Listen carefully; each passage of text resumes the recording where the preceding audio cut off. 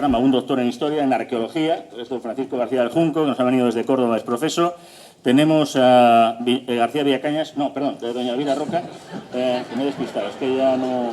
Joven Elvira. Que nos viene desde Málaga, ex profeso, para dar una imagen que sabemos todos de lo que es, con un éxito que además va a repetirlo en nada y menos, y don Jorge Bustos como director de opinión del Mundo. Con lo cual, la mesa es suya, hacemos y seguimos con el mismo planteamiento, con lo cual no hace falta más que decir. Gracias. Bueno, se oye. Como me coge al lado de Javier, voy a empezar yo. Como el título de esta parte de la jornada es el lago español, pues a lo mejor algunos, lo digo porque en la facultad donde yo doy clases me sucede, piensan que el lago español es el lago ese que hay en el Retiro de Madrid. Pero vamos a ver, solo por centrar un poco, el lago español. En 1513, Vasco Núñez de Balboa, partiendo de Santa María la Antigua de Dairién, actualmente en Panamá, entonces era parte de Colombia, con 900 indios y 190 españoles, se va al otro lado de América. Y entonces ve aquellos mares tan bonitos y le da un nombre precioso, los mares del sur. Hasta el siglo XIX se conocía así. Después, 8 años después, Elcano y Magallanes, pues entran por el mismo océano, pero entran por el Estrecho de Magallanes y le llaman el Océano Pacífico, porque habían tenido la suerte de que aquella parte estaba pacífica en ese momento. Los dos se equivocaron, porque ni esos mares estaban en el sur, ni era Pacífico. ¿Y por qué se dice el lago español? No era porque los españoles fuéramos muy orgullosos y muy soberbios y etcétera, etcétera, etcétera. No, fueron los enemigos de España quienes al Océano Pacífico le pusieron el nombre de lago español. Y ahora, para que veamos un poquitín cómo era aquello. El Pacífico tiene 162 millones de kilómetros cuadrados. El mundo tiene 510 millones de kilómetros cuadrados. Es decir, ese océano ocupa un tercio del globo terráqueo. Un tercio del globo terráqueo del que los enemigos de España decían el lago español, el lago español. No éramos nosotros, eran nuestros enemigos. ¿Y por qué? Voy ahí y paso la palabra. Porque España tenía una monarquía que apoyaba todas las exploraciones. España tenía unos marineros a prueba de bombas. España tenía la mejor flota del momento, porque aunque hoy, las naos y las carabelas, bueno, con sus 16 a 18 metros nos parezcan cáscaras de nueces, eran los mejores barcos del momento. España tenía en toda la costa oeste de América, era de España. España tenía todas aquellas condiciones. España podía lanzarse y España se lanzó. Aquello fue el lago español durante 300 años.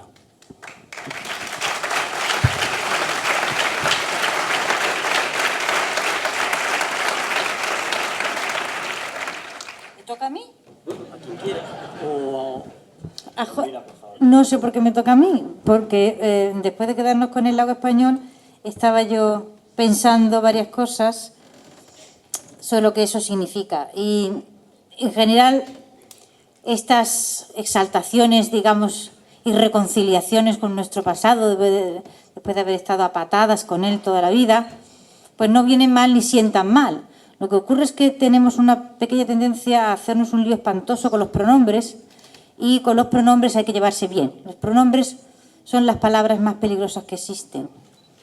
Se lía uno con los pronombres y acaba en una guerra. Hay un problema grande cuando la gente dice cosas como yo lo sospecho y tengo una cierta inquietud. Nosotros los españoles teníamos medio mundo, ahora sin pedir. Nosotros no teníamos absolutamente nada, ¿de acuerdo? Ustedes no tenían absolutamente nada. Ese nosotros es peligroso. Nosotros no estábamos allí. Es fuerza que entendamos que ese imperio se acabó hace 200 años y que eso forma parte de la historia, solo de la historia. Y que gestionar adecuadamente esa historia es, ese sí, nuestro problema del presente.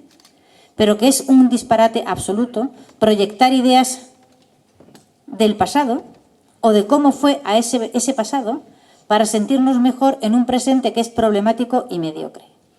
Por lo tanto, tenemos que afrontar este asunto de la gestión de la gigantesca historia que España ha heredado de una manera inteligente y constructiva, empezando por no asociar la España actual con la España del Imperio de una manera completamente equivocada. La historia del Imperio español es historia del mundo, no es historia de España. De la misma forma que la historia de Roma no es historia de los romanos, es historia del mundo. Por lo tanto, hay que intentar colocarla en su lugar, en la historia del mundo. Y eso es una tarea gigantesca que le llevará probablemente a los españoles generaciones a hacerlo. Y es fuerza que la hagamos por la sencilla razón de que España es ahora mismo una nación de tamaño pequeño o mediano, cuyo nombre evoca y arrastra detrás de sí una enormidad histórica que probablemente nosotros ahora no somos capaces ni siquiera de imaginar. Y en el no ser capaces siquiera de imaginar lo que en aquel momento significó dar la vuelta al mundo, lo que en aquel momento significó abrir rutas de comercio que no se habían usado jamás, lo que en aquel... En fin, España puso, el Imperio Español del siglo XVI, puso al mundo en las coordenadas espaciotemporales en las que está ahora. Lo puso en su globalidad, o sea, lo hizo redondo, que se sabía ya que era redondo, pero había muchas dudas acerca de cómo era de grande, cuál era el tamaño y cómo se iban de un sitio para otro. Porque la vuelta al mundo del Cano y Magallanes no solamente es la prueba empírica de que la Tierra es una esfera, es que además demuestra algo que es todavía muchísimo más importante, bueno, no sé si muchísimo más importante, pero muy, muy importante, y es que todos los mares están interconectados y por tanto se puede ir en un barco a cualquier sitio. Eso era una cosa extraordinaria desde el punto de vista comercial. O sea que todos aquellos cambios en aquellos 50 años de puro milagro, que son los 50 años primeros del siglo XVI, en los que el Imperio Español se proyecta por el planeta entero prácticamente, supusieron cambios enormes y gigantescos. Y cuando ahora se dice la palabra España, en líneas generales, la gente tiene en su cabeza un significante con distintos significados. Y esto produce gigantescas confusiones. Y entonces, una de ellas es la idea de que aquel imperio, de alguna forma, proyecta su sombra o alienta de algún modo en España ahora, y eso es una idea completamente fantástica, es un no haber entendido nada de lo que pasa con el tiempo, porque el tiempo, su primer efecto es inducir modificaciones, crea modificaciones. La palabra España es una palabra que ha tenido distintos significados a lo largo del tiempo. No es una esencia única que haya permanecido inmutable a lo largo de la historia. Tal hecho no puede darse ni se ha dado jamás en la historia de la humanidad. Pero en el caso del Imperio Español y de España ahora, esto tiene una relación como mínimo problemática, porque la pequeña España que ahora tenemos, su nombre evoca la gigantesca realidad que era España hace 2 siglos. Y por un lado está quienes, no habiendo sabido hacer el camino desde la excepcionalidad de aquel imperio extraordinario hacia la normalidad e incluso mediocridad del presente, viven en una fantasía. Este fue, por ejemplo, uno de los caminos de la dictadura, la evocación o el intento de conectar con aquellas glorias imperiales. Es una cosa completamente ridícula. Ese fue un camino equivocado. El otro camino equivocado es en el intento, de nuevo, de no aceptar la normalidad, empeñarse en cultivar perpetuamente la excepcionalidad en el horror. Es decir, pero en cualquier caso, no aceptar serenamente que de una situación realmente de hegemonía extraordinaria, que el Imperio Español aguantó durante siglos de una manera verdaderamente impresionante, porque ha sido uno de los grandes imperios de la historia de la humanidad. Desde luego, en el caso de Occidente, ha sido el más grande imperio cristiano que ha existido jamás. En cuanto a si unimos los dos factores de extensión y de duración, ¿no? Esa naturaleza suya extraordinaria generó enemigos también, enconados que obviamente crearon argumentarios contra ese imperio. Claro, ¿cómo no los iban a crear? Todo el mundo que lucha y combate un poder se arma de razones para luchar contra ese poder y combatirlo. Es evidente que esto tiene que hacerse así, porque nadie se pone a luchar contra otro diciendo que es bueno, maravilloso y lo hace todo bien. Se construyen argumentarios. Esos argumentarios es lo que llamamos la leyenda negra, sin más ni más. Y no los fabricaron contra España, contra el Imperio Español, porque fueran muy malos los ingleses y muy malos los franceses, sino sencillamente porque en aquel momento el Imperio Español suponía una hegemonía gigantesca, grandiosa, y ellos luchaban contra esa hegemonía porque no era suya, simplemente no era suya. Esto no es un asunto de buenos y malos, que parece mentira que haya tantos profesionales de la historia empeñados en colocar los múltiples avatares de nuestra especie por el planeta en términos de buenos y malos. Todo el mundo tenía sus razones, el Imperio Español también tenía las suyas. Y en muchas ocasiones se equivocó, pero en muchísimas ocasiones también acertó. Y tuvo que acertar bastante porque consiguió sostenerse en una posición de hegemonía durante más tiempo que ningún otro imperio que haya nacido en Occidente. Luego algunas cosas debió hacer bien. Una de esas cosas que hizo bien fue esa gigantesca exploración por el Pacífico, que es probablemente de las partes del Imperio Español. Esto es que tenía que decirlo yo, forma parte de filosofía de la historia y hay que soltarlo, ¿vale? Porque hay gente que vive en estos tiempos, que incluso tiene profesiones relacionadas con la historia y que no se ha dado cuenta que el Imperio Español dejó de existir hace 200 años. Entonces yo ya me he impuesto como Catón, ¿no? Como el de Lenda es Cartago, ¿no? Pues yo me pongo a hablar y digo, el Imperio Español desapareció hace 200 años, porque hay mucha gente que no lo sabe, incluso profesionales de la historia que no se han dado cuenta. Se les nota porque siguen luchando contra él. ¿De acuerdo? Entonces, esto es una pedagogía.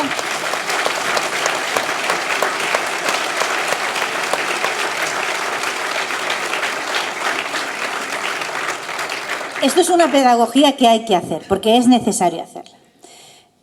Estábamos ahora colocándonos en la exploración extraordinaria del Pacífico y decía yo que de los muchos aspectos del Imperio Español que están por estudiar, que son realmente los más interesantes, porque como hemos volcado el interés en las distintas facetas de ese imperio, en todo lo que pueda ser malo o negativo, o criticable, o erróneo.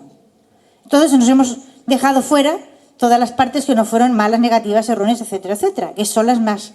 Y una de ellas es la gigantesca exploración del Pacífico y las relaciones, o sea, la creación de una nueva ruta de la seda.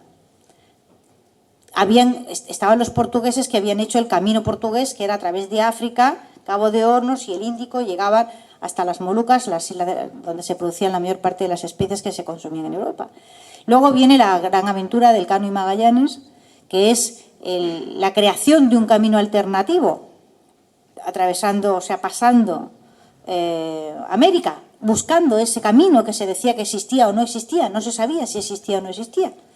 Hasta que, bueno, el Estrecho Magallanes hace posible el descubrimiento de cómo se puede llegar.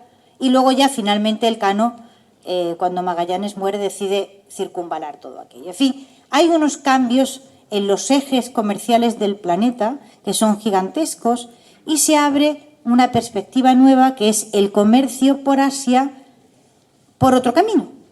Estaba el camino portugués, insisto, por el Índico y África por abajo, costeando Islas de Cabo Verde, ¿vale?, hasta Europa. Pero luego se abrió el camino del Pacífico a través, normalmente, de México. México se convierte, o sea, los barcos se juntan en los puertos, los grandes puertos que dan al Pacífico, dentro de lo que era el Imperio Español, y hacen ese camino que se llamó el Galeón de Manila, de ida y vuelta, gigantesco. El galeón era un bicho enorme, pues porque había una limitación al comercio que se hacía con esa parte de Asia, pero había otras fórmulas. Desde que se descubre el tornaviaje, porque una de las cosas que pasan más interesantes es que, claro, yo no soy una experta en esto, o sea, que me he leído 3 cosas y tengo mis dificultades sobre los cálculos de longitud y latitud, o sea que la posible metedura de pata Pero, en fin, una de las cosas estupendas fue el descubrimiento del tornaviaje. O sea, uno encuentra, se va para allá con relativa facilidad y encuentras Filipinas con relativa facilidad. Pero ¿cómo vuelves? Porque eso era un problema, aquello era enorme. Y entonces se descubre aquella cosa estupenda que es que si te dejas ir, en algún momento vas a tropezar con las costas de California normalmente, y de las costas de California te dejas caer hacia abajo y vas a ir encontrando los puertos uno detrás de otro, ¿no? El Palo Alto, por ejemplo, que es donde está la Universidad de Stanford, era un lugar muy conocido y había una factoría porque había una secuoya gigantesca que servía de señal a los barcos que venían del Pacífico y buscaban el Palo Alto. Cuando se descubría el Palo Alto ya se sabía que se había tropezado con las costas de América, ¿no? Y después ya los barcos iban bajando costeando, ¿no? ¿Cuánto tiempo duró ese comercio? Ese comercio que llevó plata a Asia provocó o produjo la monetarización de China, el conocimiento de la moneda española que mantuvo su ley durante siglos hasta el punto de que cuando ya el imperio había fallecido la moneda seguía funcionando por Asia hasta mediados del siglo XIX.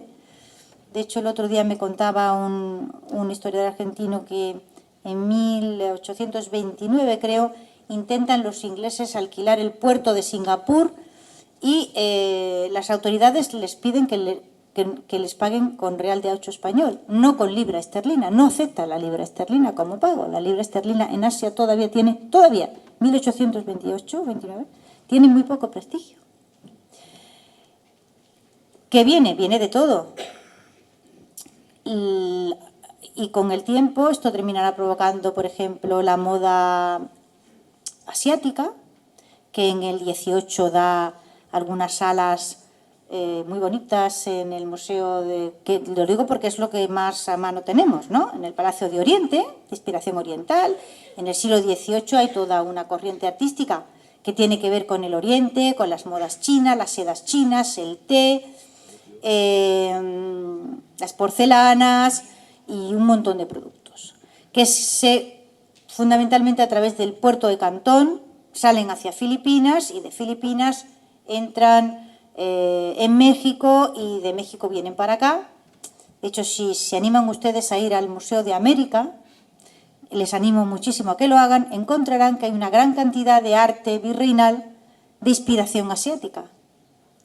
En fin, hay una integración y un mestizaje y unas influencias culturales extraordinarias. Hace nada se acaba de publicar el diccionario más viejo sino español, que se conserva de en torno a 1600, un extraordinario trabajo lexicográfico que demuestra las grandes relaciones, por ejemplo, que España tuvo con China a lo largo del siglo XVI y XVII y que se mantuvieron intactas pues hasta la intervención de los ingleses en ese territorio y el desencadenamiento de aquel desmembramiento de China que fueron las guerras del opio y la ocupación colonial, ¿no?, de ese territorio que luego ha provocado, en el caso de China, un siglo prácticamente de desdicha continua, del que los chinos se han recuperado afortunadamente y están saliendo para asombro de propios extraños de una manera que nos tiene a todos muy desconcertados.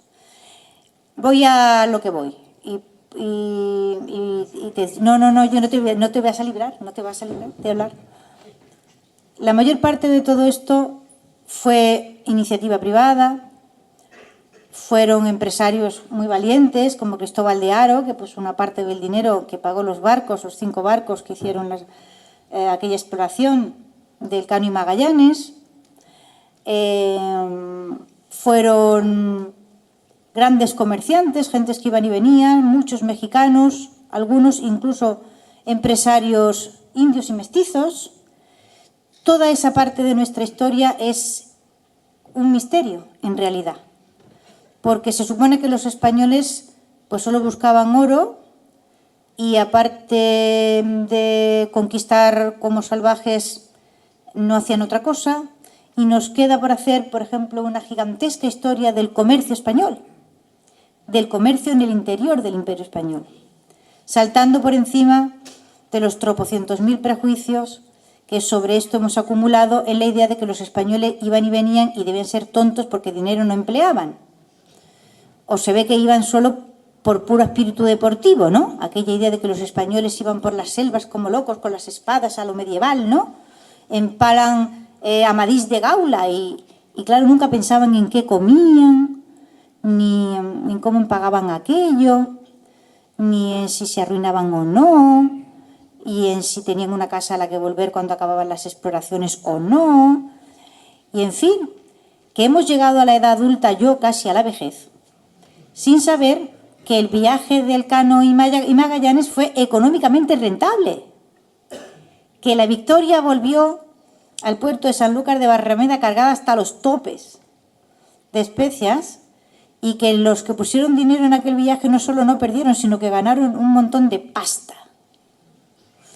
Y en fin, este aspecto del Imperio Español como que es no, porque los reyes de la actividad comercial y del emprendimiento y esta cosa, ¿no? Como que se supone que no deben pertenecer a nuestra esfera cultural, ¿no? 3 siglos de hegemonía como si fueran tontos, por el amor de Dios.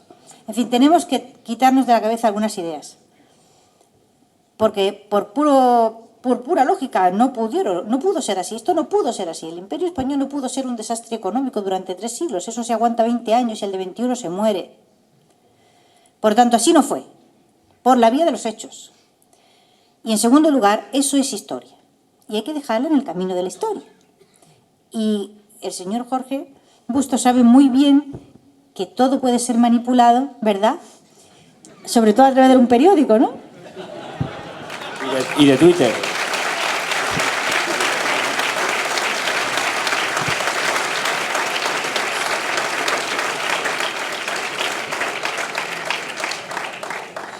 Yo en realidad no quería hablar, y menos estando Paco y Elvira aquí, porque yo soy periodista, que es una cosa que tienes que confesar casi pidiendo perdón inmediatamente después, sobre todo en los tiempos que corren, y según el Cid Tezanos, la profesión más odiada después de la política. Pero a pesar de todo, soy periodista y efectivamente trabajo con el argumentario, con la destrucción del argumentario, con la producción del argumento propio, con el debate de las ideas, y la leyenda negra efectivamente fue el Twitter del siglo XVIII, XVI, XVII. Bueno, a pesar de todo voy a intentar hablar de algo que no tiene nada que ver con lo que Javier me ha dicho que tengo que hablar, pero bueno, él sabrá perdonarme y en cualquier caso, como el año pasado estuve en estas primeras jornadas y éramos la mitad de los que estamos ahora, todo hace pensar que el año que viene directamente, y además Elvira entró por videoconferencia, en la segunda edición ya está en cuerpo y carne aquí. Se ha multiplicado la afluencia de público, con lo cual calculo que el año que viene lo haremos directamente en la Basílica con coro de Escolanía y el siguiente en el Bernabéu ya, porque es realmente llamativo el interés que despierta cada vez más la historia de España, por razones muy diferentes, coyunturales, pero también de un cierto despertar de un largo letargo que también está de fondo, que te digan los editores, si no, la cantidad de libros que se venden y se demandan sobre este asunto. Pero yo quería hablar de esto que aviesamente me ha colocado Elvira al final, que es el asunto de la manipulación, del debate de las ideas y de un enfoque y un acercamiento a este renacer del interés por la historia de España que me parece peligroso y que también Elvira ha tocado, a mi juicio, con gran valentía al principio de su intervención. Yo supongo que estáis todos aquí porque os gusta la historia de España, porque sois españoles y porque estáis orgullosos de ser españoles.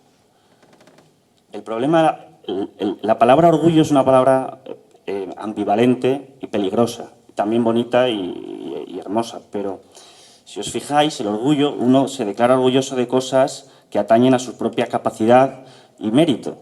Normalmente uno no debe estar orgulloso del sitio en el que nace porque no deja de ser un acontecimiento accidental y fortuito haber nacido español.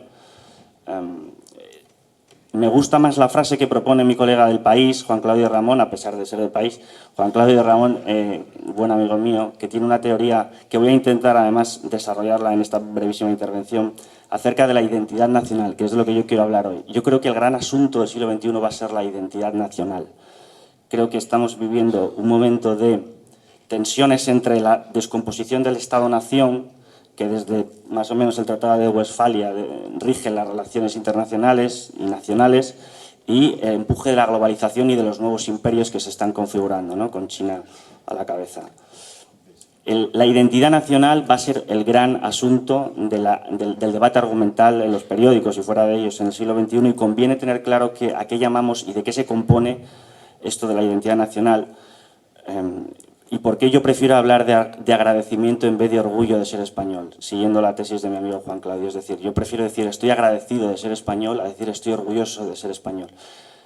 Y esto lo explicaré más adelante. La identidad nacional, según esta teoría de Juan Claudio, se compone de dos dimensiones que son, por un lado, la herencia y, por otro lado, la ciudadanía. Por lo menos la identidad nacional, tal y como la concebimos en el siglo XXI, en las democracias occidentales del siglo XXI.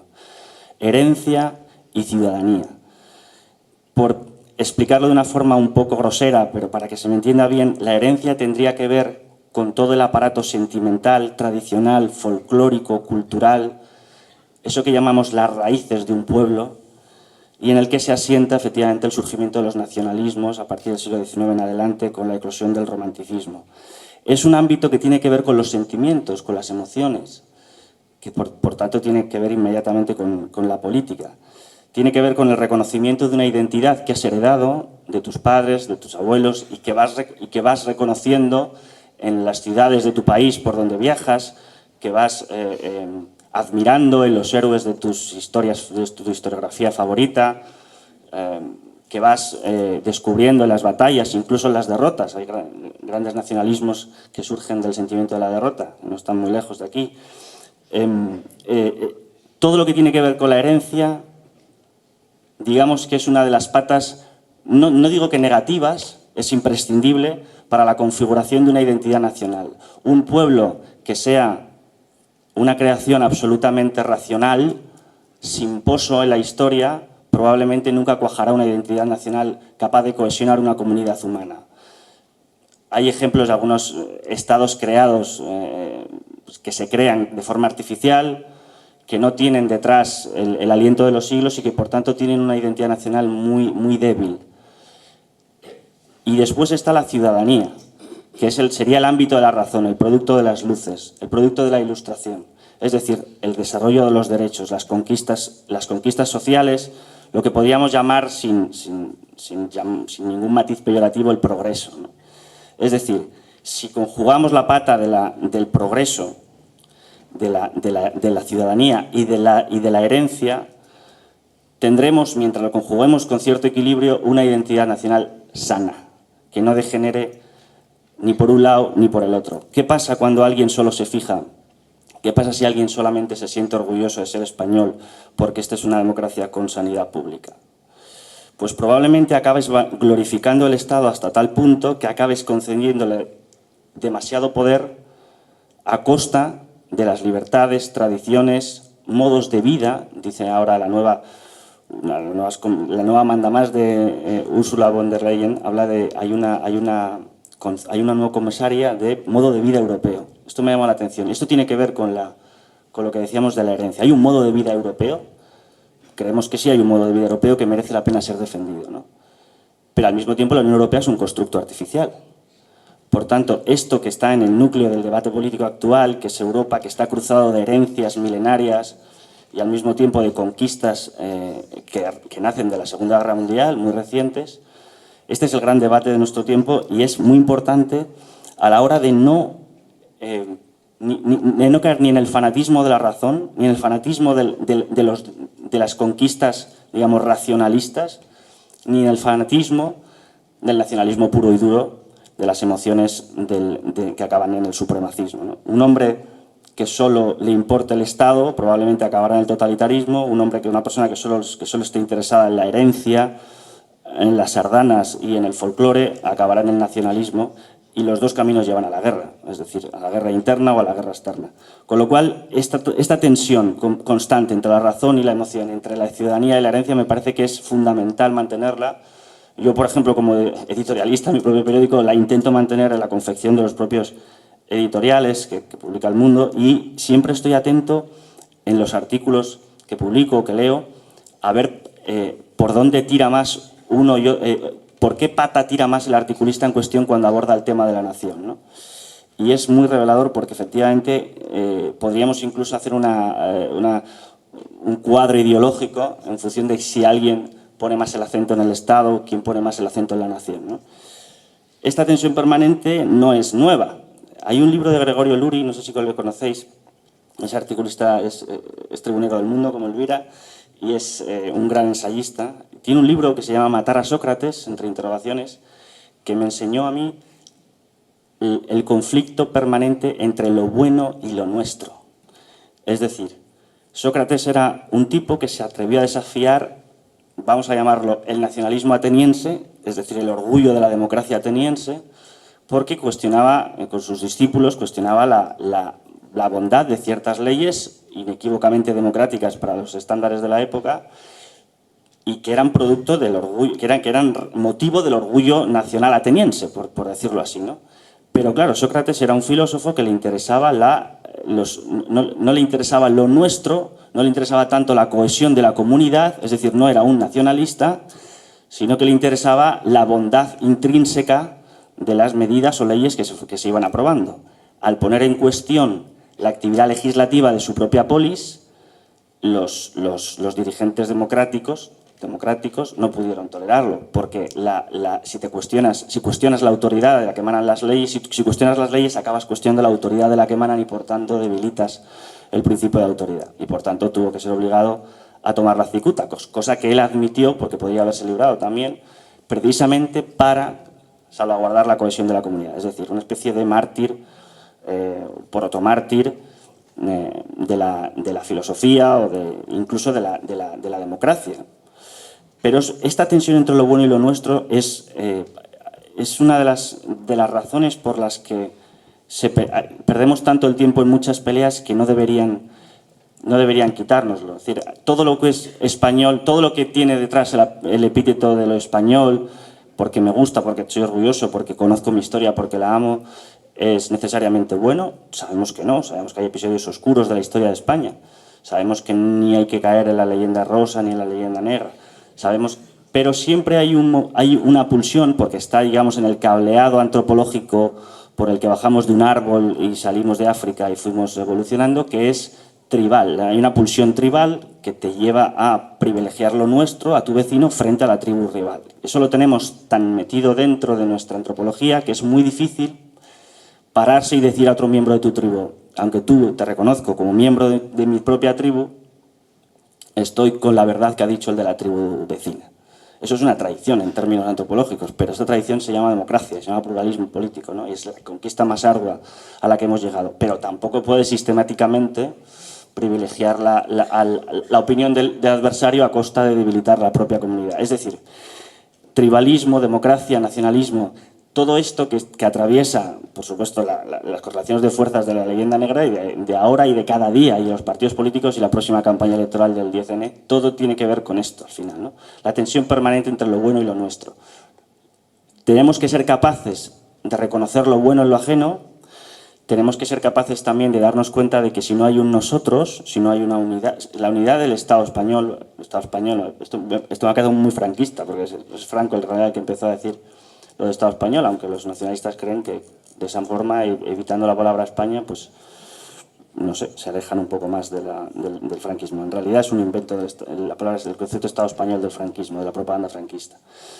Yo creo que tenemos que ser capaces de, intentando emular vagamente a Sócrates, cuestionarnos permanentemente si sabemos discernir la verdad de los demás por encima de la nuestra y alejar el estudio de la historia, que es lo que ha dicho antes Elvira, de la justificación de nuestro pensamiento o ideología presente. Es decir, no podemos convertir la historia o los personajes que más admiramos de la historia o la época más dada a la melancolía o a la nostalgia imperial en argumentaciones para hacer la política del siglo XXI, porque eso es garrafal. Eso no lleva a ningún sitio, porque con una identidad esencialista no puedes debatir. Contra lo nuestro, podemos debatir sobre lo que es bueno, pero no podemos debatir sobre lo que es nuestro. Si tú te enfrentas a otro que es distinto de ti y no reconoces que pertenece a tu mismo estatus, no reconoces que sea un interlocutor igual que tú, nunca podrás convencerle. Es decir, lo que está pasando, lo vemos incluso en eso que llaman los filtros burbujas. Antes han hablado de Twitter, es muy interesante también esto en Twitter, los filtros burbuja, ¿no? Cómo al final solo te acabas relacionando con los que te gustan o les gustas y nada pasa ese filtro por el que una idea que te haga replantearte un prejuicio puede llegar a hacer tambalear los tuyos, ¿no? Y hay un momento en el que te cierras, las esferas de debate se van cerrando cada vez más, se van blindando a la penetración de lo distinto y acabamos confeccionando pequeñas esferas totalitarias dentro de las democracias occidentales. Eso está pasando. Eso yo lo veo, trabajo con ello todos los días y probablemente habrá días en los que caigamos en eso, ¿no? Al final hay un mecanismo de defensa, te cierras y evitas el debate. Os estoy soltando un rollo curioso, voy a repaso ya a Paco, pero lo que quería decir para terminar, una de las primeras mayores lacras de nuestro tiempo es la ingratitud. Yo creo que vivimos en una sociedad de ingratos por ignorancia. Es decir, yo creo que nunca hemos estado mejor ni tan convencidos de que somos los causantes de nuestra propia prosperidad. Y esto es de una arrogancia vergonzante. Quiero decir, cuando conoces la historia, aprendes a darte cuenta que eres el producto de una trama de siglos y de una serie de personas que hicieron cosas cuyas cosas tuvieron consecuencias que acabaron llegando hasta la situación de sin igual prosperidad y paz que disfrutamos en el día de hoy.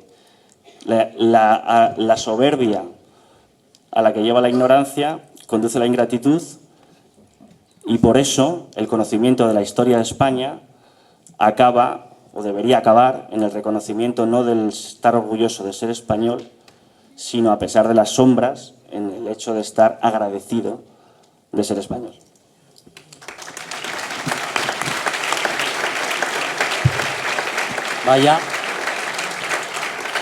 Vaya nivel que me están poniendo, ¿eh? Yo tengo aquí dos opciones. O sigo a Jesús, pero es que es muy profundo el tío y sería filosofía. O sigo a Elvira, que como habla de historia y algo me suena. Entonces voy a seguir un poquito la génesis de lo que antes ha dicho Elvira, con dos ideas. Dos no, cuatro, pero voy a intentar ser cortito. Primero, ella ha hablado de la duración del imperio. En la facultad, mis alumnos me preguntan, esto me sucede todos los años, me dicen, pero ¿cómo perdimos Filipinas? ¿Pero cómo perdimos México? ¿Pero cómo perdimos Flandes? ¿Pero cómo perdimos...? Esa es una pregunta equivocada. Completamente equivocada. La pregunta que hay que hacerse, lo que uno tiene que plantearse es ¿cómo fue posible que el segundo imperio más extenso de la historia durara 380 años? Esa es la pregunta correcta para valorar en su justo término quiénes eran los españoles de aquella época. Después, Elvira ha hablado de la gigantesca exploración del Pacífico y la verdad es que, brevísimamente, ¿no? Voy a dar 4 pinceladillas de cómo vivían esa gente que se subía en los barcos. Primero, tenían unos compañeros inseparables, las ratas. Las ratas, sí, porque eran los primeros en poblar el barco. Entraban a través de las maromas del barco cuando estaba en el muelle y una vez que el barco salía a alta mar, de allí no salían. Pero se continuaban reproduciendo como ratas. En segundo lugar, yo no sé por qué, a la gente le da mucho asquillo, pero las cucarachas, que no son como las de hoy, Las de hoy son sus primas hermanas enanitas. Cucarachas de entre 5 y 7 centímetros. Cuando se dice, no sé si habrán escuchado algo así, hay cucarachas hasta en la sopa. Es que era real. Cuando había cucarachas hasta en la sopa, es que el barco ya tenía plaga de cucarachas. En tercer lugar, los piojos. No tampoco, gracias a Dios, nuestros piojos, sino los mismos, pero 5 o 6 tipos diferentes para cada parte del cuerpo humano. Después habló de compañeros reales, inevitables y perennes, Después está lo que le pasaba de vez en cuando a algún barquillo, como me parece que fue a la Santísima Trinidad cuando se quedó en la Moluca, y es que le atacaba la broma, de ahí viene el término broma español.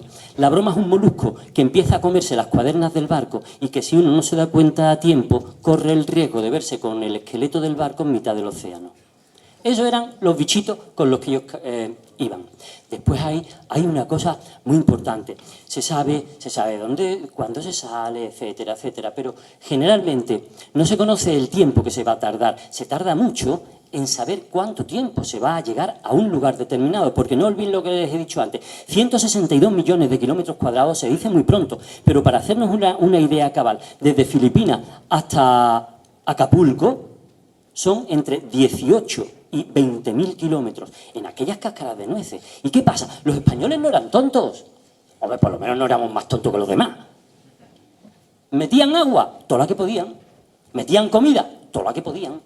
Pero claro, cuando el viaje duraba más tiempo de la cuenta, el agua empezaba a faltar. ¿Y eso en qué se notaba? Es muy fácil. Lo dice, voy a leer solo 2 trocitos, porque no quiero enrollar. No me voy a enrollar mucho, Eso, sobre todo por la cantidad de preguntas que Por nos eso. están haciendo por la mesa. Anglería, por el derbi. Anglería dice, de su primera vuelta al mundo, el agua la tenían que mezclar con 1/3 de lo que ellos mismos orinaban. Y en el momento de beberla tenían que taparse los ojos y la nariz. Tan asquerosa era su visión y su olor. Y después nuestro amigo Pigafetta, que de amigo no tenía nada, pues Pigafetta decía, comíamos galletas, pero ya era polvo. Esto es gracioso. Con gusanos a puñados, porque lo mejor se lo habían comido ellos. Olía a orín de rata. Bebíamos agua putrefacta de muchos días, completando nuestra alimentación el cuero de buey que cubría el palo mayor. Esas pieles, las del palo mayor, eran mejor que el serrín, que también nos lo comíamos. Y las ratas tan repugnantes se convirtieron en una comida que se pagó a medio ducado cada una. Bueno, eso es la comida y la bebida. Repito que uno puede pensar, es que los españoles eran tontos porque no metían suficiente. No, es que no había manera humana de convertirla. Por eso a los marinos se les daba, en vez de agua, 1 litro de vino al día.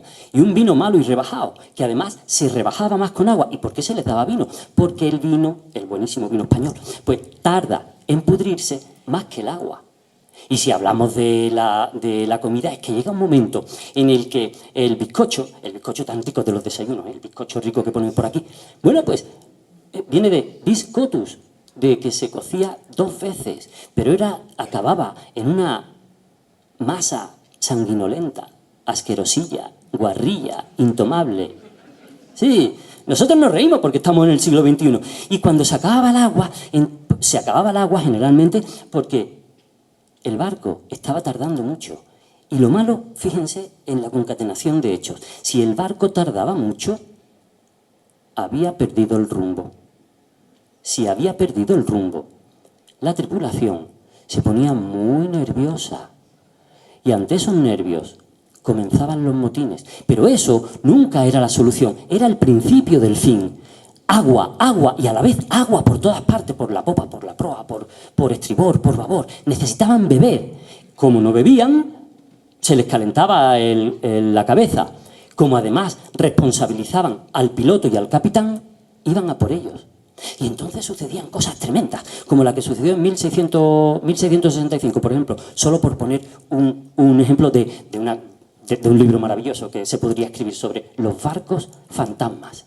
En 1665 llega a Acapulco el galeón San José, precioso. ¿Y qué hay dentro? Un cadáver, solo un cadáver humano, el del último, a quien le había dado tiempo a tirar por la borda todos los demás cadáveres de sus amigos de navegación tantos años que se habían ido muriendo en el agua, porque no comían y porque no bebían. Y repito, a pesar de que los españoles eran muy buenos navegantes y contaban con muy buenos barcos. Y es que hasta 1565 Urdaneta no descubre la corriente del Curo-Sibo. Es decir, la corriente que desde Filipinas hasta Acapulco llevaba a los barcos. Por eso había barcos que llegaban a Filipinas y hasta 3 veces hacían el intento de volver a América, pero no lo lograban. Es que no daban ni con la corriente ni con los vientos. Hasta que Urdaneta en ese año, en el 65, lo logra. ¿Y qué sucede entonces? Quiero decir, pues que si hasta ese momento España se podía considerar, digo yo, no sé, me parece, un poco dueña del mayor océano del mundo, desde ese momento, desde 1565, España tenía conectadas a través de sus barcos todos los territorios del mundo en los que tenía soberanía. Bueno, aquí tengo más cosas, lo que pasa es que más que otra cosa por la cantidad de preguntas que tenemos para la mesa. La verdad es que es una maravilla. Vamos a las preguntas, ¿no? Si no, no ves el fútbol, ¿no? Por ir citando algunas, hay algunas que se repiten, porque siempre hemos hablado de como sociedad que por qué nos hemos querido creer la leyenda negra o a qué le tenemos miedo, ¿no? Que entiendo que también el que incide en esta idea, que el mundo anglosajón inventa la leyenda negra, pero ¿por qué en España nos la hemos creído? Yo aquí, ahora les voy a pasar el micrófono, pero tengo una cosa muy negativa que decir. Yo lo siento, pero es que lo voy a decir. Y es que, bueno, yo voy a decir por qué no la hemos creído en el siglo XIX, XX y XXI, porque antes no sé, no he leído apenas. Nos la hemos creído en general, casi todos los españoles, porque una parte, ¿lo digo? Venga, lo voy a decir. Porque una parte ideológicamente sectaria de los que mandan y han mandado en España están encantados con la leyenda negra.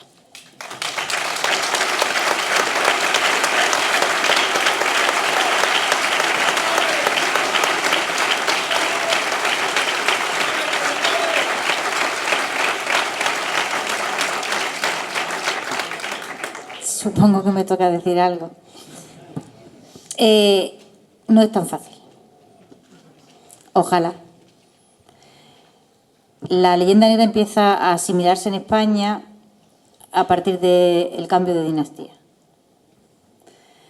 En realidad, durante los siglos áureos del Imperio, en el periodo Habsburgo, en España se había vivido tradicionalmente y por muchas razones en un clima de muchísima libertad de expresión, de una enorme libertad de expresión. Quiero decir, ahora nos cuesta trabajo encajar que un rey como Felipe II soportara aquellas críticas acerbas a su gobierno, las cosas que pudieron escribir de él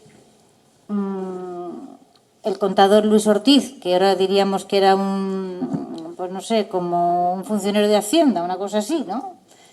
No le pasó nada a Luis Ortiz, por más que elevó memoriales incendiarios sobre el mal gobierno del hombre que en aquel momento probablemente el más poderoso del planeta. Entonces, todo ese clima de enorme libertad de expresión fue utilizado por los enemigos que en aquel momento tenía la gigantesca maquinaria de poder que era el Imperio Español. El Imperio Español no, lo que es la maquinaria de ese imperio no pareció verse afectada o no pareció sentirse especialmente afectada por aquello. Ahora, la situación cambia muy radicalmente cuando esa gigantesca maquinaria de poder se va ralentizando. Empieza a sufrir síntomas escleróticos, de anquilosamiento y de parálisis, y en ese momento estratégico se produce un cambio de dinastía que no es cualquier cambio de dinastía, porque viene a reinar a Madrid la dinastía que había sido los enemigos de los Habsburgo por excelencia. Es decir, 73 años fue Luis XIV rey de Francia y todas las guerras que promovió, digamos, durante su mandato fueron contra los Habsburgo. Todas. 73 años. Y el que viene a reinar a Madrid es un nieto de ese rey que ha sido educado por su abuelo. La campaña electoral de la Casa de Anjou, de los Borbones, para venir a Madrid fue el argumentario oficial de la leyenda negra. Es decir, este imperio es un horror, este imperio es un desastre, vamos a arreglar nosotros ese desastre que es el Imperio Español. Vamos a llegar y lo vamos a reformar, ojo, reformar, y es el momento en que la palabra reforma adquiere connotaciones mágicas en nuestra historia. Y desde entonces acá no hemos dejado de tener reformistas ni un minuto. La gente se proclama reformista, nunca dice qué es lo que hay que reformar, pero reformista en principio, ¿no? Entonces era muy difícil que en la coyuntura de aquel cambio de dinastía, cuando la nueva casa se asienta en Madrid, se desdijera de todo lo que llevaban diciendo décadas, no décadas. En el caso francés, siglos. Evidentemente, todo el mundo quiere sobrevivir en un cambio de poder tan abrupto y tan traumático como fue el cambio de dinastía en 1700. Y la nueva dinastía no fue precisamente amable con lo que había recibido de la dinastía anterior. Así que se produce una acomodación gradual de todo eso que había sido el argumentario de la leyenda negra de Luis XIV a través de su nieto y del mundo cortesano que con ese nieto viene a Madrid a reinar. Y ya no es argumento de la leyenda negra, sino la enciclopedia, que los españoles ilustrados leen con pasión y aprenden con pasión. Y esto se acomoda por igual en lo que podemos llamar, para entendernos, aunque el término es un poco abrupto para ser usado en el siglo XVIII, pero en el XIX se puede usar perfectamente. Esto sucede exactamente igual en la derecha y en la izquierda. No se lleven engaño, ¿vale? Es una propensión peligrosa de la derecha española el haberse considerado poseedora o usufructuaria de las esencias nacionales. Esto no es cierto y lo pruebo ahora mismo. En la edición del 90 y tantos tiene 4.000 páginas, la historia de los heterodoxos españoles. 4.000 páginas. Estamos hablando de pensamiento nacional católico denso. Don Menéndez Pelayo, en fin, vamos, tremendo, ¿no? 4.000 páginas a los heterodoxos españoles. Nadie le había dedicado nunca en la historia inglesa o francesa 4.000 páginas a sus propios heterodoxos. Si había una víctima real o supuesta de la intolerancia religiosa española, por encontrarla encontró Menéndez Pelayo y la puso a servicio de quien la quisiera utilizar. Por lo tanto, vamos a manejar con mucho cuidado este asunto de quién es el dueño políticamente de la verdadera idea de España, porque el primero que define la hispanofobia y su uso como herramienta política es Rafael Altamira, que es un señor que muere exiliado en México en el 50 y tantos. O sea, que esto es un problema, la absorción de los planteamientos de la leyenda negra, del argumentario de la leyenda negra, de la idea catastrófica de España, de la idea de España como anomalía, como monstruosidad que tiene que ser corregida, etcétera, etcétera. Es algo que recorre todo el espectro ideológico, tanto en la derecha como en la izquierda.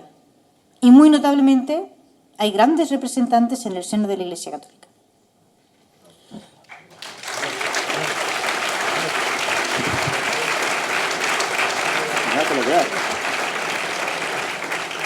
Me sea breve. No, es que creo que es compatible. Al final, la palabra clave es por qué ha funcionado por sectarismo. Pero no, el sectarismo no es patrimonio de uno de los, digamos, vamos a decir así, eternos bandos. El sectarismo está en los dos. Es decir, el sectarismo es decir, creerte depositario de las esencias nacionales para arrojárselas al otro llamándole mal español, o el sectarismo del que se cree superior moralmente a ese españolazo y dice yo prefiero ser afrancesado porque tú eres un franquista desde el siglo XVIII. Es decir, sectarismo a la izquierda y sectarismo a la derecha. Y con eso estamos. Somos un país, primera potencia en guerras civiles. Es decir, que es efectivamente, esto no debe ser caso. Bueno, Elvira me va a contestar. No somos primera potencia. Pero digamos que pero que tenemos el enfrentamiento entre... No, las carlistas.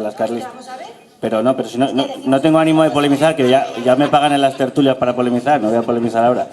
No, lo que quiero decir es que hay un tribalismo en España, digamos que en todas partes, pero que el sectarismo de la izquierda y de la derecha, no de la izquierda contra la derecha, sino de la izquierda contra la izquierda y de la derecha contra la derecha, cosa que se ve ahora muy fácil con un mapa de 6 partidos, donde pierden más tiempo dentro de cada bloque de matarse los de cada bloque entre sí que contra el adversario, que también lo hacen con fruición, me parece que es... digamos, una anomalía el hecho de que también en este país, por ejemplo, sea tan difícil una coalición, porque somos con Malta, creo, el único gobierno de Europa que no ha tenido gobiernos de coalición todavía, ¿no? Eso también, digamos que es indicativo de una cierta tradición política, ¿no? Por cierto, hay una pregunta directamente también para don Jorge Bustos. Si podía explicar mejor por qué se habla o habla él de Estado español y franquista. O a lo mejor ha entendido mal. A lo mejor es una relación entre el Estado español y franquista. No, lo que él quiere decir es que la expresión Estado español es una creación del franquismo. Es decir, hasta entonces se hablaba de España o el gobierno o el tal, pero la expresión así, clavada, Estado español, fue usada muy profusamente durante el franquismo y quienes la utilizan, estoy hablando por ti, Jorge, quienes la utilizan pensando que puede decir o debe decir o es mejor decir Estado español para no decir España, resulta que están valiéndose de una expresión que fue puesta en circulación y popularizada por el franquismo. Hay dos preguntas sobre cine que, como vamos a tener luego nuestro Cineforum con don Guillermo Díaz, las vamos a dejar apartadas. Lo siento que las he hecho las dos personas, pero es que el cine viene ahora. Hay una reflexión sobre que se habla de imperio español, pero deberíamos llamarlo imperio hispano, por el mestizaje y para incluir más a los hispanos de origen americano, que fueron columna vertebral del imperio. Pues sería una manera de intentar... Bueno, no nos hemos puesto todavía de acuerdo con el nombre que le vamos a dar. Si entramos en liza con otros adjetivos, la vamos a liar. Voy a lo de la anomalía, y España es el único país que... Vamos a ver. La Europa occidental está atravesando ahora mismo por una situación muy conflictiva. Toda ella de una punta a la otra. Están saliendo muertos de los armarios y problemas que parecían que hace mucho tiempo que ya estaban resueltos, resulta que no están resueltos, probablemente porque son parte de la historia de la humanidad y no se pueden resolver. Así que son viejos demonios que en cuanto la situación se pone un poco comprometida o difícil, se reactivan mecanismos básicos de seguridad. En España hubo en el siglo XX ciertamente una guerra civil. Hubo una guerra civil gigantesca en Occidente, que fue la Segunda Guerra Mundial. La batalla de España es solo una batalla en esa guerra. No es distinta a los horrores que sucedieron en toda Europa. Les recomiendo un libro cuyo título creo que es algo así como Continente Salvaje. Acaba de aparecer, no soy capaz de recordar el título del autor. Trata de todo lo que sucedió en Europa occidental después de acabarse la Segunda Guerra Mundial. Los horrores que se vivieron. ¿Tienes, Guillermo, ahí el título? El Continente Salvaje de Kate Lowe. Exactamente, El Continente Salvaje de Kate Lowe. El 46 y el 47 y el 48 y el 49 y las matanzas y las muertes y los horrores y los miles de muertos que hubo todavía que contar después de que esa guerra acabara, que cuando acabara no acabó. Eso es lo que nos hemos querido creer todos. Y voy a una genialidad, esto by the way, o sea, que no tiene nada que ver con lo que estaba diciendo antes, pero es que lo tengo que decir porque es que tenemos que aprender muchas cosas.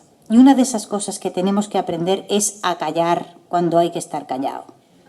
Eso es un arte superior, que hay que aprenderlo de la Gran Bretaña. Eso es un arte extraordinario. El libro en cuestión. Me lo recomienda un amigo y me lo leo. Y me lo leo entero y lo llamo y digo, ¿tú no has notado nada raro en el libro? Me dice, no. Digo, anda, míralo otra vez, a ver si nota algo raro. Y no lo nota.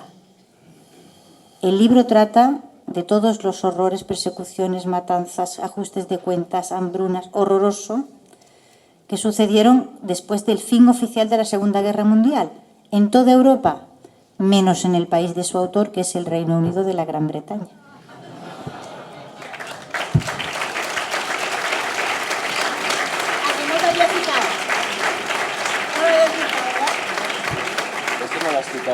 Hay varias notas directamente ya sobre María Elvira. María Elvira, por favor, escriba más relatos ejemplares, que está muy bien. Y luego hay una pregunta más general, que ¿hasta qué punto tiene culpa el liberalismo, tanto económico como político, en la construcción de la leyenda negra? Que algo ya se ha mencionado. El liberalismo en sí no tiene ninguna culpa, como la masonería tampoco la tiene. También está preguntado el tema de la masonería. Sabía que después. ¿Vale? Sabía que iba a aterrizar en la masonería. Vamos a ver, el problema no es la masonería, de la misma forma que el problema no es el liberalismo. El problema es que España no fue capaz de hacer su propia masonería. ¿De acuerdo? Y cuando apareció, dependiendo del Gran Oriente francés, en mi familia ha habido un grado 33, gran maestre del Oriente francés. ¿Vale? El problema es que cuando aparece la masonería, ustedes siempre en las cosas de España intenten trasladar el problema de sitio e intenten imaginarlo cómo sería esto si esto fuera inglés. Porque nosotros estamos acostumbrados a tener un espejo deformante delante de los ojos y por lo tanto automáticamente desenfocamos las cosas porque el desenfoque lleva 2 siglos largos funcionando así, ¿no? La masonería no es ningún problema ni fue ninguna dificultad. El problema fue, como no lo fue en la Gran Bretaña. Pero los ingleses evidentemente no se hicieron súbditos del Gran Oriente. ¿Me explico o no? Crearon su propia masonería.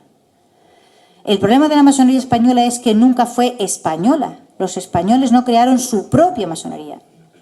Y esa fue la dificultad gigantesca que esa masonería representó como un mecanismo de representación de las ideas francesas sobre España en España. Ese fue, digamos, el gigantesco problema que esa masonería incrustó en este país. Se convirtió en un mecanismo de absorción de la leyenda negra, pero no por la masonería en sí, entiéndanme, sino por su obediencia francesa. Los ingleses también tuvieron masonería, pero de ninguna manera permitieron que esa masonería fuera la francesa.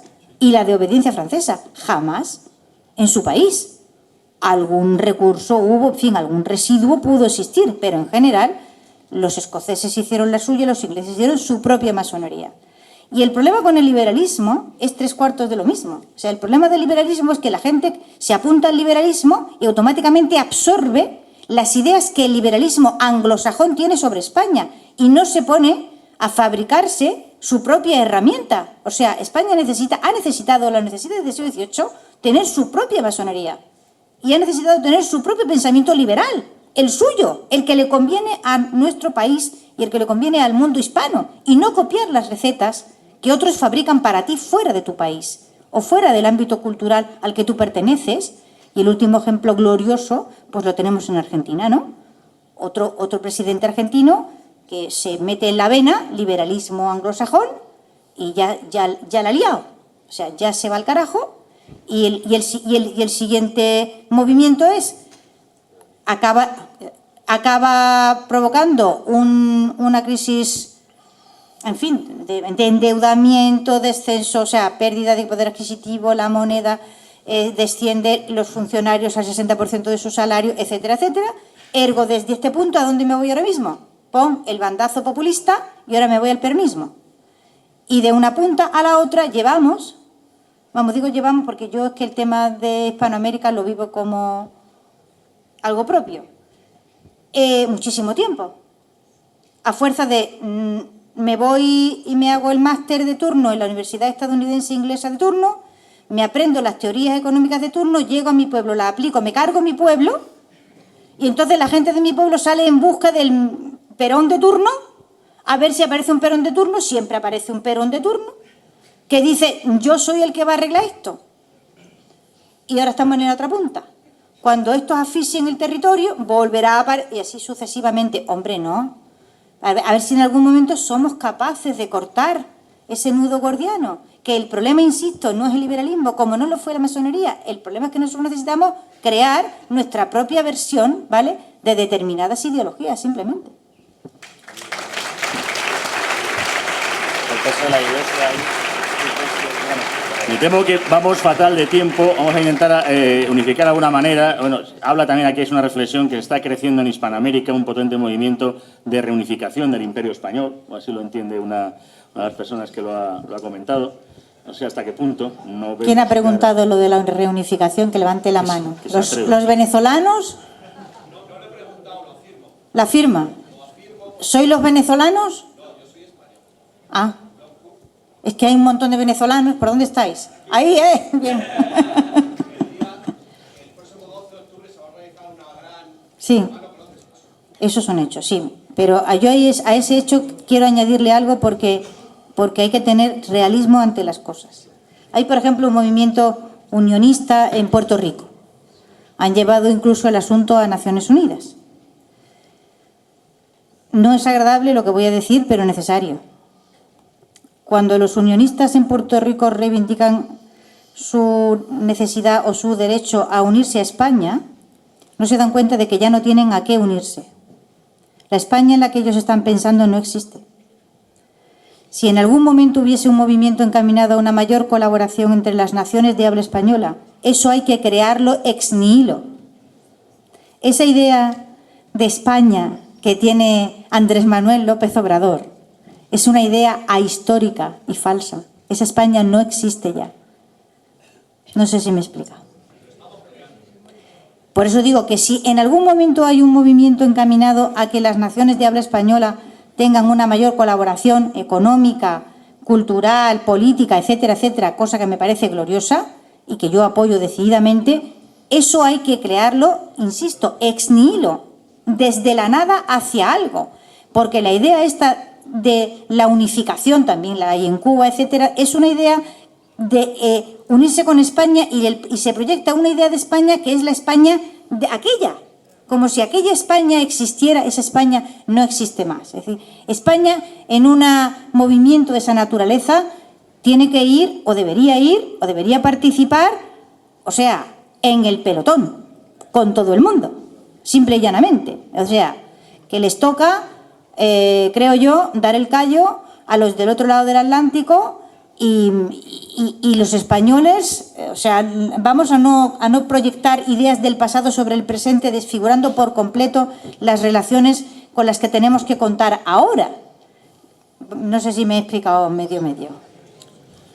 Hay varias preguntas que en el fondo también no dejan de ser reflexiones sobre la importancia de enseñar historia de España a nuestros escolares, sobre que el problema está en la docencia, para empezar en los colegios, ahí donde la enseñanza de la historia de España pues cada vez está siendo más obviada. Y también hay una reflexión muy parecida en cuanto sí, porque habla de que si fue cuestión de catolicismo el hacerlo también, ¿cómo no lo hicieron así de bien otros países católicos? O que, independientemente del mito de la heroicidad, ¿cuál es ese vínculo entre hispanidad y cristiandad? A mí me parece que el catolicismo tuvo mucho que ver, pero pensar que por ser católicos tuvimos ese imperio o conseguimos ese imperio quizá es desenfocar el problema. Es cierto que si se hiciera una historia comparada de las colonizaciones protestantes y católicas, pienso que en lo que a la moral se refiere, asumiendo los pecados personales de cada uno, la católica es mucho mejor de cara a las demás, de cara a las colonias. Pero no, me parece que no es correcto, que no es acertado decir que por católicos se hicieron las cosas bien. No. Es verdad que el católico tiene una carga moral añadida que le impele a hacer las cosas bien, pero eso no quiere decir que las haga bien. Agradecer a esta magnífica mesa la participación de todos ustedes y muchísimas gracias, de verdad. Gracias.